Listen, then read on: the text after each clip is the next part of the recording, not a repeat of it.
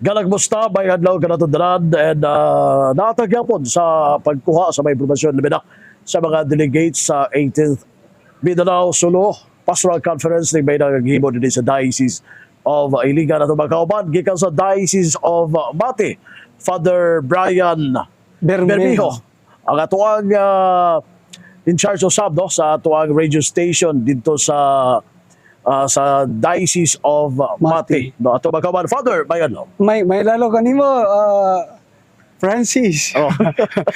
Nagtagbo mi ani ditong nagsabay mi og assembly dito sa CMN dito sa Laguna. Laguna, oo. Murag mga 2 weeks ago to siya. Oh, karon nagtagbo na punta diri, Father. No? Yes. Father, and may nagdano gayo no ang mga kaliukadagan kay mga gisgutan no sa kining maong MSPC na gimo diri.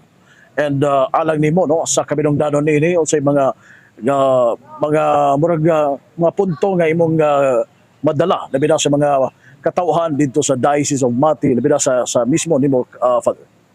Okay, salamat kaayo Francis sa imong pangutana og pag-imbita kanako sa pag-interview karong taknaa og nindot kaayo ang imuhang pangutana tungod kay mabungahon og pagkanindot gayod sa maong MSPC nga conference nga gipahigayon dinhi sa Iligan tungod kay tanan mga butang bahin sa pastoral diha sa atong simbahan dinhi sa Mindanao ato gayon gihisgutan kung unsa gayod ang mga problema o mga maayong butang nga angay natong i-implement o buhatan og mga aksyon nga makatabang diha sa pagpadayon sa mga pastoral nga kalihukan diha sa nagkadaiyang mga dioceses ilabi na sa amuang diocese dito sa Diocese sa Mati.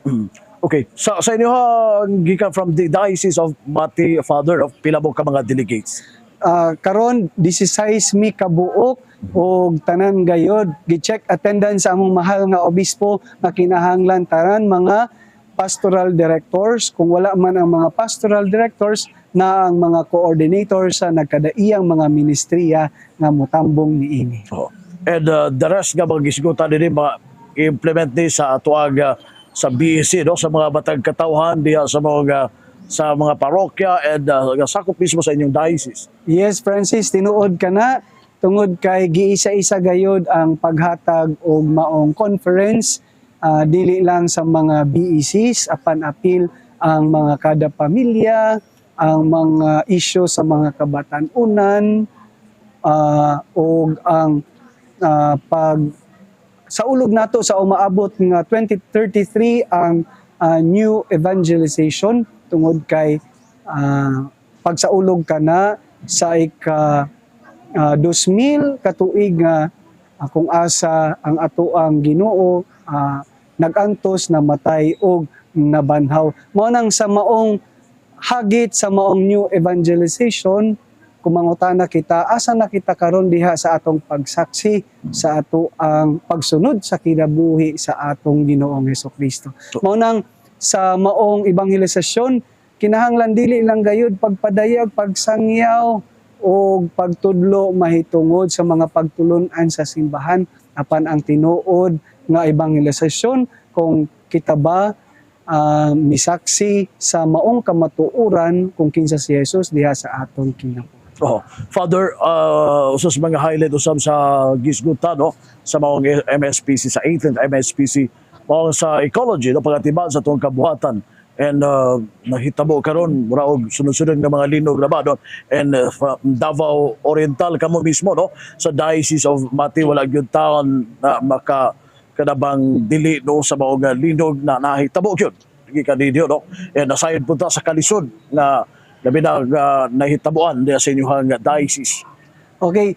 Salamat Francis, tinuod ka na. Gihisgutan usab ang maong ministriya sa ecology ug timing tungod kay ang Diocese sa Mati sa among probinsya sa Davao Oriental naihigan gyud sa maong dakong linog 7.4 ang magnitude ug daghan gayud ang naapektuhan mga biktima sa mga sunod-sunod nga linog tungod kay daghay mga aftershocks usab ang nahitabo ug daghan usab mga natumpag nga mga simbahan, mga kapilya sa mga JKKs o mga panimalay hilabi na katong mga naa sa bukid ug apil usab ang mga ubang tulay didto sa amuang dapit. Mao nang dako gayud ang epekto sa maong kalamidad nga niabot diha kanamo. O kami diha sa diocese kami mapasalamaton tungod sa mga tabang nga miabot, sa mga suporta sa mga nagkadaiyang lugar nga ilahang gihatod o gipaambit diha kanamo. Og sama niining mga problema tinuod kay lisod kaayo sulbaron kung unsaon atubang niining hagit sama sa linog tungod kay dili gayud kini makontrol sa mga kamot sa mga tao. Mao nang kami diha sa epekto sa mga panghitabo diha kanamo walay lain na among mahatag kundi kining among mga pag-ampo pagtinabangay diha sa matag usa tungod kay kitang mga katawhan mao lang usab ang mutabang diha sa matag usa kanamo. Oo. Ang Davao Oriental maraog sus mga hagit sa kabuhatan o kinayahan mo man doon mga mining man siguro diha father diba kung ako na sayop no.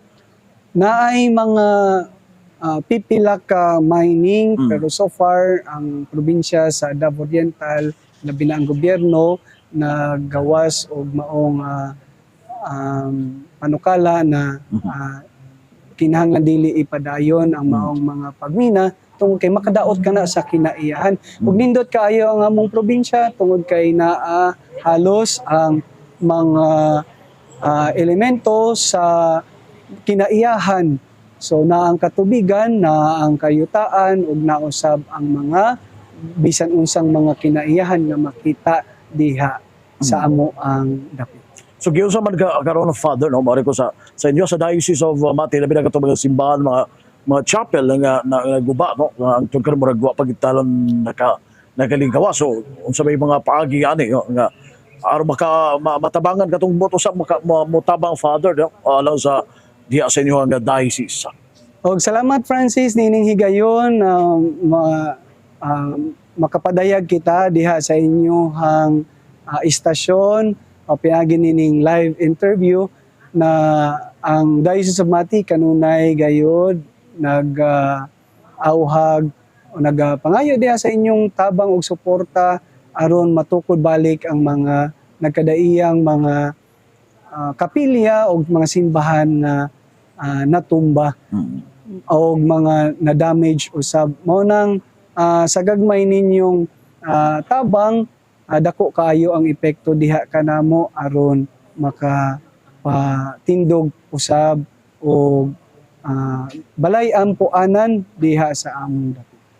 Salamat kay Father ang Archdiocese o sabi sa kabot nga matabangan no pinagi usab pagampo o ang tabang no alang sa inyo sa Diocese of Mateo sa mga lugar nga naigo dito sa Davao Oriental no anaagyo ang mga pagampo and yung mga pagpaningkamot bibida sa Archdiocese sa Ozamis nga makatabang usab dito. And Father, siguro basidura kay additional information nga buti mo ipabot nawa na mo na pangutana nining nga bahina alayon nining atong gihimo nining mao nga 18th MSPC.